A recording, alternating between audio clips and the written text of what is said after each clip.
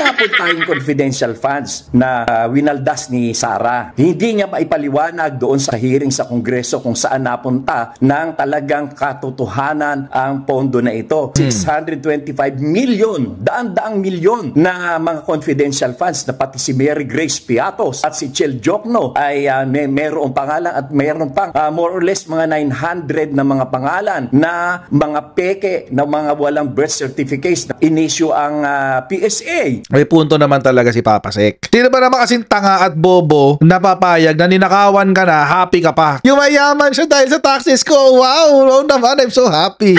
Duterte! Duterte!